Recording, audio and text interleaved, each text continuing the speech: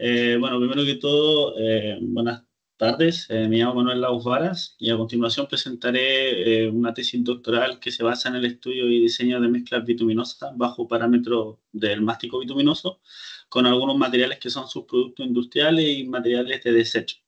Mis directores de tesis son la doctora Diana Movilla Quesada y el doctor Aitor Raposera, y mi tutor de la tesis doctoral es el doctor Daniel Castro Fen. Primero que todo, para poder abordar este problema que acabo de mencionar, tenemos que irnos a lo que son las deformaciones que permanecen constantes en el tiempo en el pavimento, que ocurren cuando en el mismo los agentes externos como la temperatura y el tráfico generan deformaciones que no pueden ser vueltas a su posición original. Esto ocurre con dos agentes o en dos condiciones muy categóricas, que son la alta temperatura y el tráfico, que es muy pesado y lento. Eso visualmente el usuario lo puede ver en carretera, como un surco o como una deformación que genera propiamente la huella del neumático. Es una deformación la cual es plástica y la cual genera una debilidad en la estructura interna de la mezcla. En este sentido, nosotros como equipo lo que hemos buscado es tener como un corte esquemático de las diferentes capas del pavimento para poder detallar cada uno de los materiales que se incorporan en dicha mezcla. En este caso, la primera capa que nosotros tenemos es la capa de rodadura, y es la que está directamente solicitada por la carga del tráfico vehicular. Entonces, si nosotros vemos este esquema que podemos ver en la imagen a la derecha, observamos que tenemos diferentes tipos de agregados, ya de partículas de árido de diferentes tipos de tamaño, los cuales son desplazados en un movimiento que es relativo. ¿Ya? O sea, cada una de estas partículas va a ir desplazándose de diferentes formas. Va a depender según el tipo de mezcla que se esté utilizando en el proyecto. Si nosotros hacemos un zoom un poco más amplio, lo que vamos a detallar es que si yo quiero separar dos partículas de agregado grueso, o yo quiero desplazar o generar una deformación a estas partículas de mayor tamaño, yo necesito que la matriz que me envuelve cada una de estas partículas genere una debilidad en la estructura. Es por eso que muchos autores a día de hoy generan como iniciativa estudiar estos tipos de fallas en el pavimento con la condición de que realmente lo que falla en esta aglomeración es el mástico bituminoso. En este esquema, por ejemplo, que es ilustrativa de un material asfáltico, el cual tiene suspendidas partículas sólidas mediante una matriz que es viscoelástica, notamos que a partir de la definición de la mezcla, que es un conjunto de agregados pétreos envuelto en una película adhesiva de ligante bituminoso, en esta definición, el diseño de carretera a día de hoy solventa solo lo que es el diseño en mezcla bituminosa, como el diseño en ligantes bituminosos. Pero no así, no contempla en su normativa lo que puede llegar a ser el comportamiento mecánico del mástico.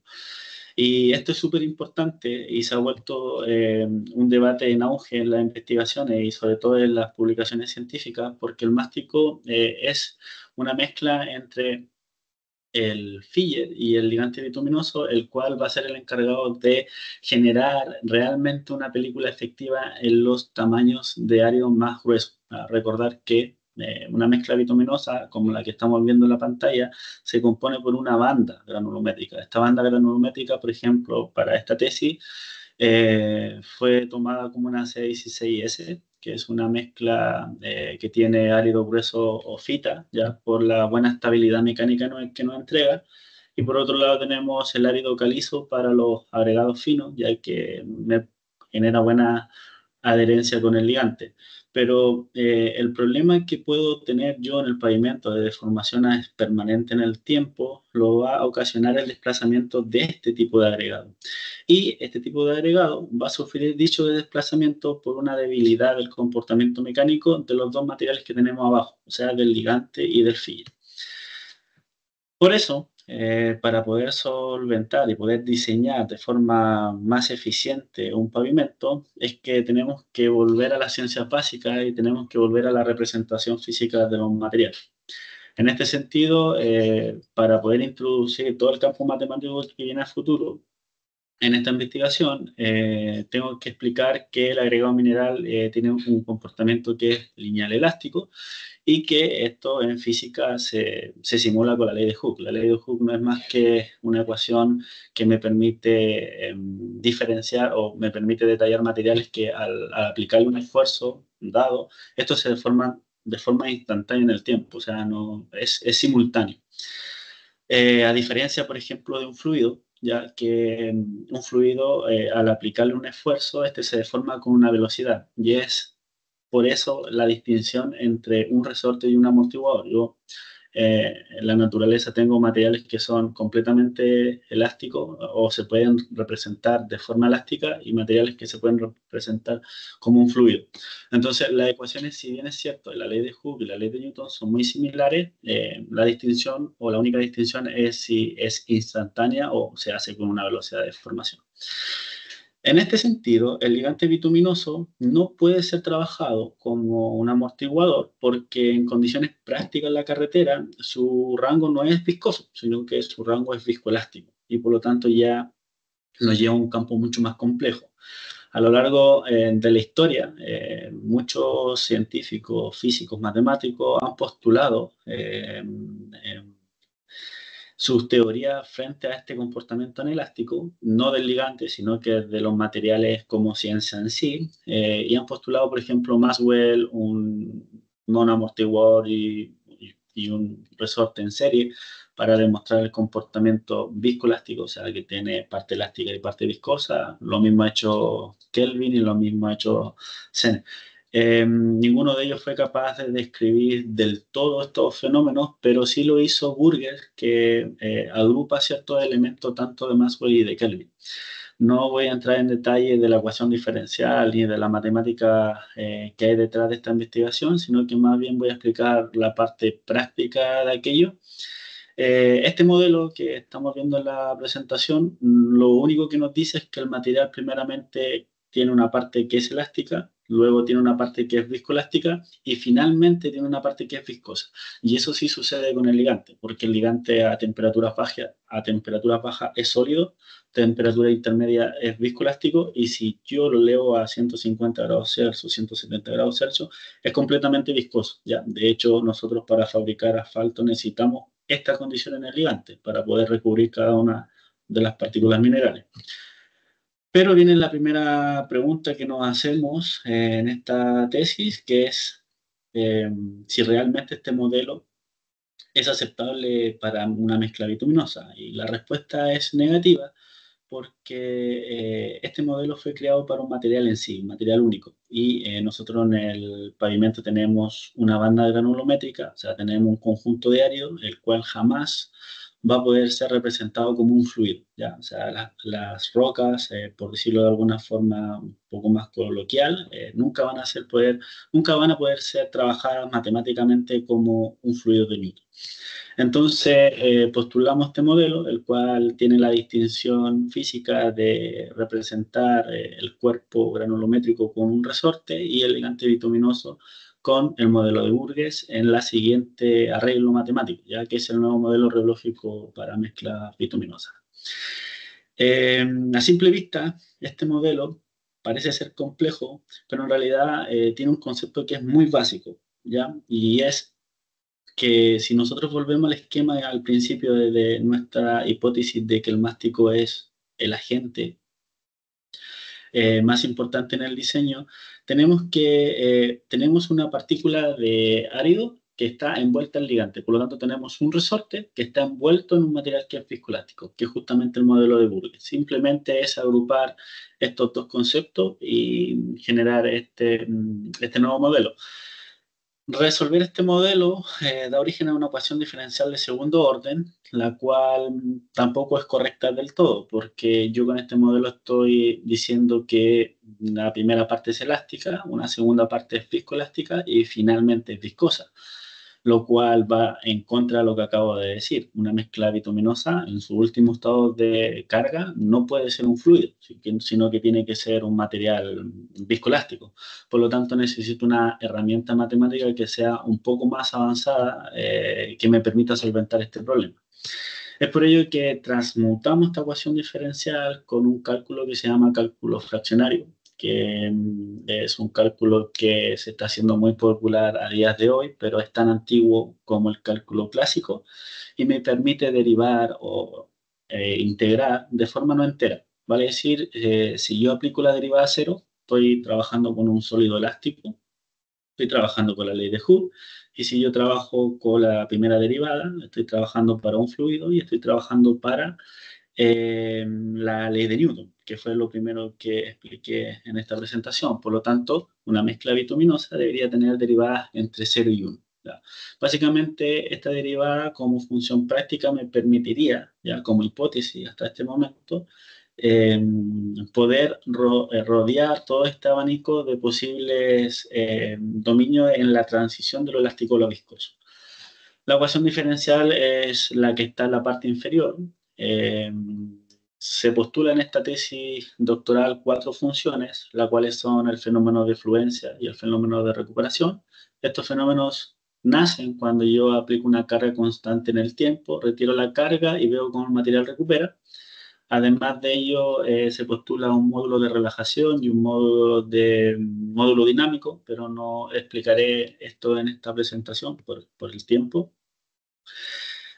Eh, para poder validar este modelo o este nuevo modelo y esta nueva metodología, fuimos al laboratorio en su momento a fabricar mezclas bituminosas, las cuales fueron sometidas a estos fenómenos de fluencia-recuperación con cargas estáticas de 3,2 kilonewton, se retira la carga y así se hace secuencialmente. Este ensayo, la finalidad es propiamente estudiar fenómenos de deformaciones permanentes. ¿Por qué? Porque el primer ciclo que ustedes pueden visualizar en la diapositiva, el material se deforma, suelto la carga, recupera eh, una deformación, pero que es considerable. O sea, tenemos una deformación final de 0,7 milímetros.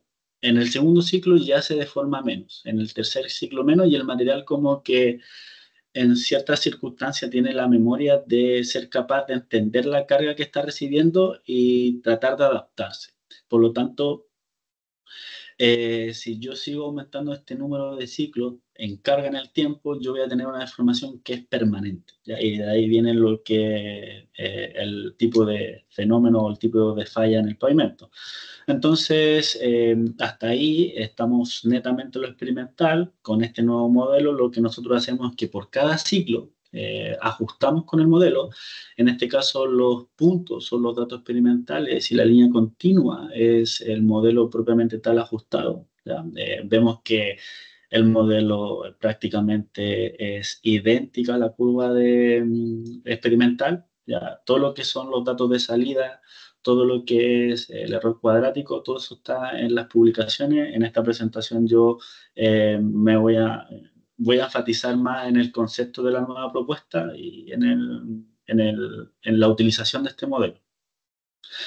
Como yo tengo ajustado el primer ciclo, lo que hicimos fue ajustar cada uno de los ciclos posteriores, ya con la finalidad de obtener tanto el parámetro alfa como el parámetro beta. ¿Por qué?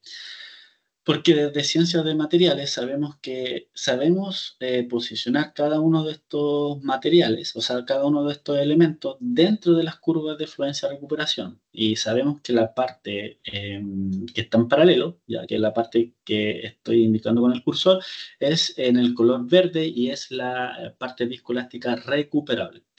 versus la parte final de la fluencia, que es la parte de color azul, que trabaja solamente este amortiguador, que es la parte no recuperable.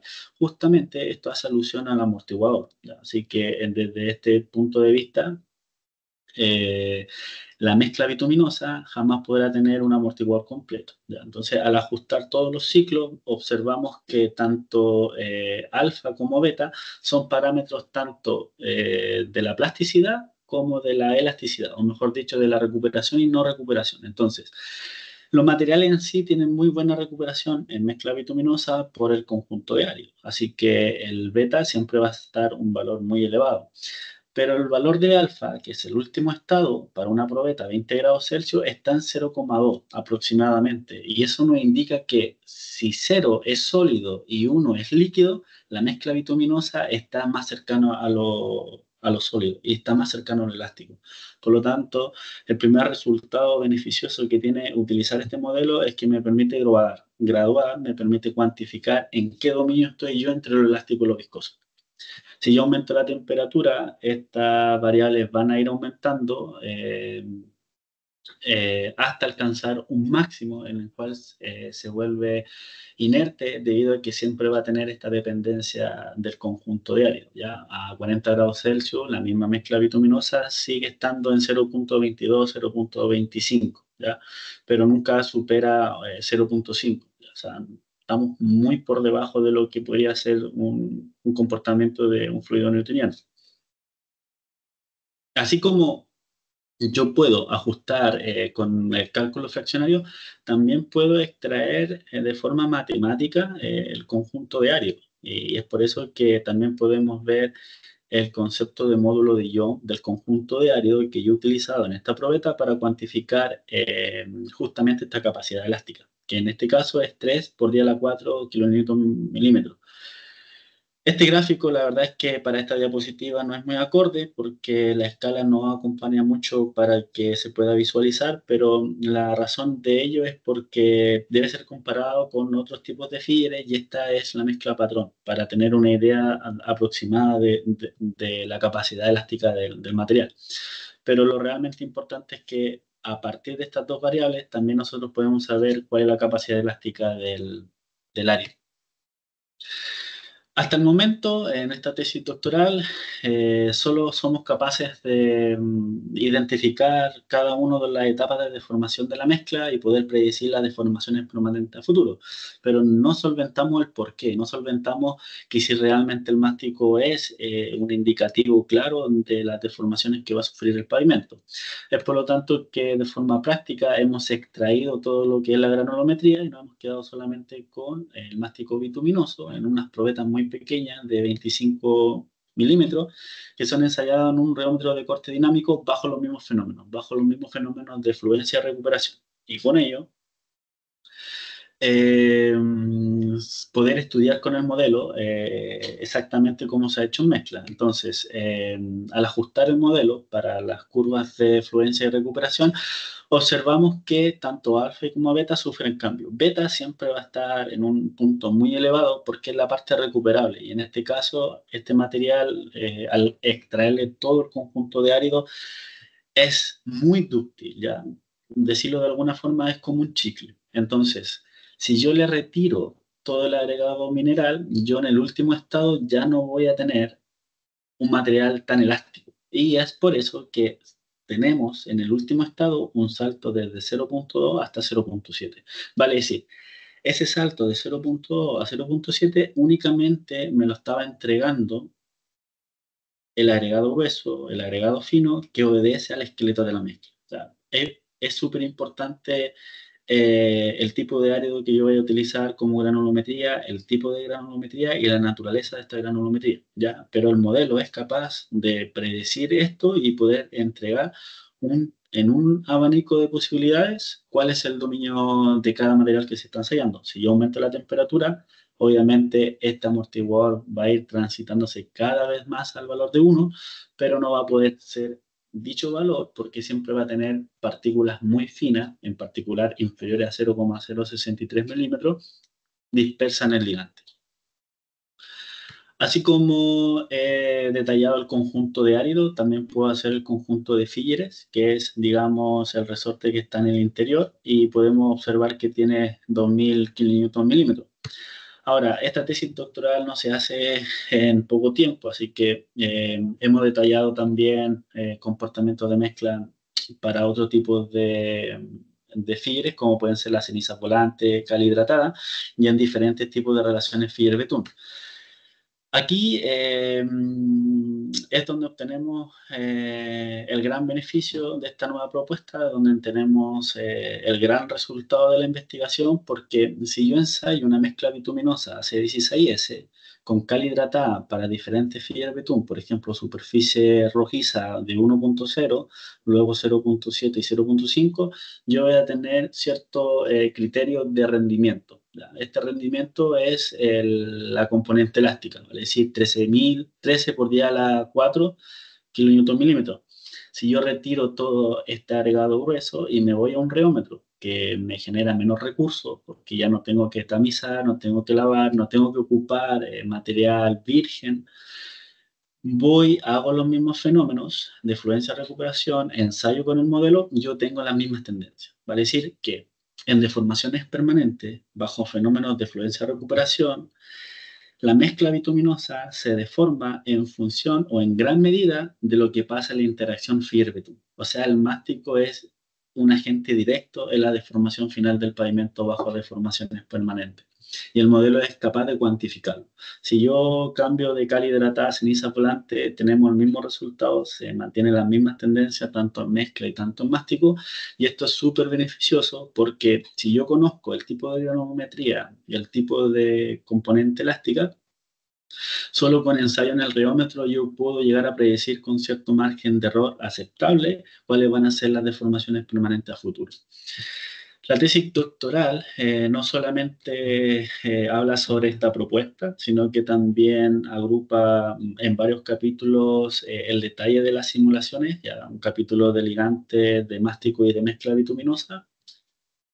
En particular, el de ligante, entregamos, por ejemplo, simulaciones con un ligante B5070, el cual llega al valor máximo de 1, o sea, ya a 70, 80 grados Celsius, incluso 60, ya es un fluido newtoniano. Si yo le agrego un 3, un 4%, un 5 de SBS, que es un copolímero, esto se reduce, ¿ya? Y el modelo también es sensible a estos cambios. Lo mismo pasa si yo ocupo, por ejemplo, un 10% de migas de caucho o utilizo una cera en un 4% en el peso del ligante. O si utilizo una cera ya que es un poco más desconocida, que es un subproducto, la FA, es una ceramida de ácido graso, básicamente sebo de cerdo, también me genera cierta retracción en el último estado. También en el capítulo de mástico tomamos como referencia, por ejemplo, los 60 grados Celsius, que es una temperatura súper frecuente en el diseño, ya porque bajo este tipo de falla, que son las deformaciones permanentes, yo tengo el ensayo de pista, tengo ensayos en el reómetro que son a 60, entonces tenemos el comportamiento del ligante a 60, agregamos Fier desde 0,5 hasta 1,25 Fierbitun y obtenemos cuánto desciende este último estado, que es el estado plástico. Ya, o sea, podemos evitar esta plastificación producto de este Fier calizo con tal grado a tal relación. Sí que es verdad que el grado PG me da un Fierbitun de 0,9 a 1,2. En este caso nosotros utilizamos 0,5 y 1,25 porque trabajamos no solo con caliza, sino que cal hidratada, cenizas volantes e incluso escoria blanca hidratada. Bueno, las tres conclusiones significativas de toda esta investigación que acabo de presentar, tenemos que la metodología propuesta, ya que esta metodología me permite identificar deformaciones del ligante, del mástico y de la mezcla, con un solo modelo, el cual puede ser trabajado matemáticamente para poder extraer información del ligante como del árido. Y eso me genera un diseño que es mucho más óptimo, ¿ya? Para predecir futuros pavimentos flexibles. También damos un uso práctico a las derivadas fraccionadas, ya que las derivadas en este caso me permiten cuantificar el dominio entre lo sólido y lo viscoso, o si lo queremos llamar entre el estado elástico y el estado plástico. Y por último, el modelo me permite diseñar ligantes conociendo variables como la elasticidad y la viscosidad y también sabiendo la elasticidad del conjunto de ellos, ya que interactúa de forma directa. Bueno, las publicaciones que dio como resultado de esta investigación son 8 publicaciones indexadas, más otras 2 que espero que algún día se publiquen, pero que las dejo aquí para el conocimiento de los oyentes y de los futuros personas que puedan ver esta cápsula, ya que en estas publicaciones se detalla cada uno de los conceptos, ya sea desde el modelo súper teórico, desde la matemática misma, pero también desde la aplicación práctica o el diseño propiamente tal de ligante mástico o mezcla. Bueno, eso es mi presentación. Muchas gracias a los oyentes. En mi correo por si alguien tiene dudas o consultas.